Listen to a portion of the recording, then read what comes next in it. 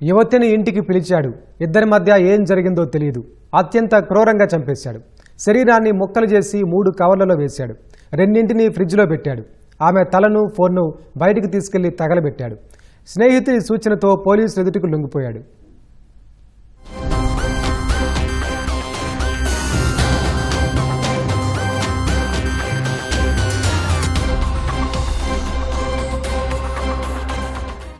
విశాఖలో సంచలనం సృష్టించిన యువతి మౌనిక దారుణ హత్య కేసులో పోలీసులు కారణాలు కనుగొనే పనిలో నిమగ్నమయ్యారు. నిందితుడు రవీంద్ర ఆదివారం మధ్యాహ్నం మౌనికను తన ఫ్లాట్ కి పిలిచాడు. అక్కడ ఇద్దరి మధ్య ఘర్షణ జరిగినట్లు తెలుస్తోంది. ఈ క్రమంలో మౌనికను క్రూరంగా నరికి చంపాడు. తర్వాత శరీర భాగాలను ముక్కలుగా చేసి 3 కవర్లలో పెట్టాడు. 2 కవర్లను ఫ్రిడ్జ్ లో ఉంచాడు. తల, ఫోన్ను ధారపాలెంలో పెట్రోల్ పోసి తగలబెట్టాడు. ఏం చేయాలో తెలియక స్నేహితుడికి ఫోన్ చేసి విషయం చెప్పాడు. చేసింది పెద్ద నేరమని, వెంటనే పోలీసులకు లొంగిపోమ్మని స్నేహితుడు సలహా ఇచ్చాడు. వెంటనే నిందితుడు గాజువాక ఠాణాకు వెళ్లి సరెండర్ అయ్యాడు. జరిగిన విషయమంతా పోలీసులకు వివరించాడు.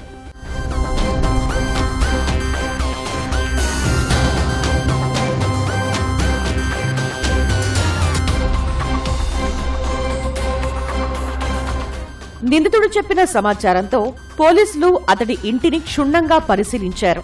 ఎలాంటి రక్తపు మరకలు కనిపించలేదు. ఫ్రిడ్జ్ తెరిచి చూశారు. అందులోని కవర్లలో శరీర భాగాలను చూసి హత్యను నిర్ధారించుకున్నారు. ఎందుకు చంపాల్సి వచ్చిందని రవీంద్రను ప్రశ్నించారు. మౌనిక పదే పదే డబ్బు కోసం వేధిస్తోందని, ఇప్పటికే కొంత సొమ్ము ఇచ్చానని చెప్పాడు. మళ్లీ డబ్బు డిమాండ్ చేస్తోందని పోలీసులకు తెలిపాడు. పైగా తన ఐడీ కార్డు తీసుకుందని చెప్పుకొచ్చాడు. వేధింపులు భరించలేకే అంతం చేశానని విచారణలో వెల్లడించాడు.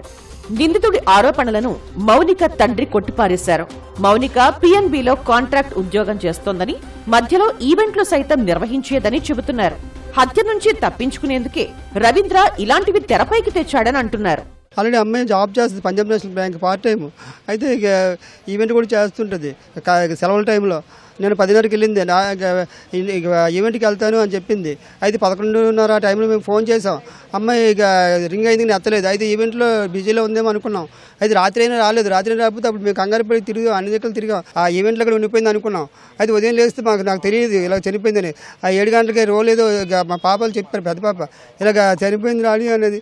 ఏంటమ్మా చనిపోయింది నా కూతురు అని. ఎందుకంటే మా పాప ఉద్యోగం ఎవరి డబ్బులు ఆశించదు వాడు. ఎందుకంటే ఆ అమ్మాయి వాడు ఏదో డబ్బుల కోసం వచ్చింది అలా చెప్పాడు. ఎందుకంటే అమ్మాయికి పెళ్లి సంబంధం అయ్యింది, ఇంకా పెళ్ళి అవుతుంది. అలాగే పెళ్లికి వీటితో సంబంధం వీళ్ళు లవ్ అయితే అమ్మాయి గవర్నమెంట్ నా మాట అయినా అవసరం లేదు. ఎవరైనా లవ్ ఉందమ్మా అంటే అలాంటి లేవుడు అది తప్పు, అది మనకు అనకని బాధపడింది. అది అలాంటిదేమో మా పాప ఆడేదో ఎలాగ రప్పించి ట్రాప్ చేశాడు. అవి వంచి మా అమ్మాయిని రూమ్ తీసుకెళ్ళి అమ్మాయి అలాంటి విషయాలు ఒప్పుకోకపోవడంతో ఆడు బయటకు వస్తే ఆడి ఉద్యోగం పోతుంది, ఈ బయట చెప్పేస్తుంది, పోలీసులు చెప్పేస్తుంది అని ఉంటుంది. దాంతో వాడు ఏం చేశాడు, ఇక అమ్మాయిని చంపేశాడు. అసలు రవీంద్ర అంటే ఎవరో తెలియదు బాబు, మాకు తెలియదు, మా పాపకి తెలియదు. నిందితుడు రవీంద్ర నావీ ఉద్యోగి, సొంతూరు విజయనగరం జిల్లా రాజాం. లాక్డౌన్ సమయంలో డేటింగ్ యాప్లో మౌనిక పరిచయమైంది. తర్వాత మరో యువతిని రవీంద్ర పెళ్లి చేసుకున్నాడు. ఏడాది క్రితం ఎల్బీ నగర్లోని కీర్తి ఎన్క్లేవ్ అపార్ట్మెంట్లో ఫ్లాట్ అద్దెకు తీసుకుని కాపురం పెట్టాడు. నెలలు నిండడంతో భార్యను అత్తగారింటికి పంపించాడు. ఎలాగైనా మౌనికను అంతం చేయాలని నిర్ణయించుకున్న రవీంద్ర గాజువాక డీమార్ట్లో ఆన్లైన్లో కత్తులు కొన్నాడు. ఆదివారం మౌనికను ఇంటికి పిలిచాడు. ముందుగానే సిద్ధం చేసుకున్న పెద్ద కత్తితో హత్య చేశాడు. రక్తపు మరకలు కనిపించకుండా ఫినాయిల్తో తుడిచేశాడు. వాసన రాకుండా సెంటు కొట్టాడు. దర్యాప్తులో పోలీసులు ఇవన్నీ గుర్తించారు. రవీంద్ర ఎప్పుడూ సైలెంట్ గా తన పని తాను చేసుకునేవాడని, తమను పలకరించేవాడు కాదని అపార్ట్మెంట్ వాసులు చెబుతున్నారు. ఆ పెళ్లి ఎన్నాళ్ళు అవుతుందో మనకు తెలియదు. వాళ్ళు వచ్చి మాత్రం 1 year అవుతుంది. అప్పటికే ఆవిడ ప్రెగ్నెంట్ ఉంది. ఆవిడ బహుశా ఆ టైంలో డెలివరీకి వెళ్ళింది. డెలివరీ వెళ్ళిన తర్వాత మరి ఆవిడకి పాప కూడా పుట్టిందని విన్నాను. నేను ఇప్పుడు చూడలేదు. ఎందుకంటే అతను ఎవరితో మాట్లాడి ఎవరితో అతను షేర్ చేసుకోవడం ఏమీ అతను ఎంప్లాయ్, నేవీ ఎంప్లాయ్. అతను ఎంప్లాయ్ అవ్వడం వల్ల అతను ఎవరితో పెద్దగా మాట్లాడేవాడు కాదు. పొద్దున్న లేవడం, జిమ్కి వెళ్ళడం, రావడం, ఈ అతని పని అతనే. అతను బాగానే ఉంటారులేండి. ఎవరితో మాట్లాడడం ఏం చేయడం అలా చేయరు. అతను మట్టుకు అతను వెళ్తారు వస్తారు, అంతే, అంతవరకే. ఫ్యామిలీ అంటే వాళ్ళ మిస్సెస్ డెలివరీకి వెళ్ళిపోయింది కదా, ఇంకా ఒక్కసారే చూడడం ఆవిడకి కూడా. మేము అంతగా చూడలేదు మేము ఆవిడని. అబ్బాయి కూడా ఎప్పుడో ఏదో షాప్కి దిగడం తప్ప చూడడం తప్ప, కానీ అంతగా మాట్లాడడము ఎప్పుడు మనతో ఎప్పుడు మాట్లాడలేదు అబ్బాయి. గాజువాక ఠాణా నుంచి అపార్ట్మెంట్ కు రవీంద్రను తీసుకువెళ్లిన పోలీసులు సీన్ రీకన్స్ట్రక్షన్ చేశారు.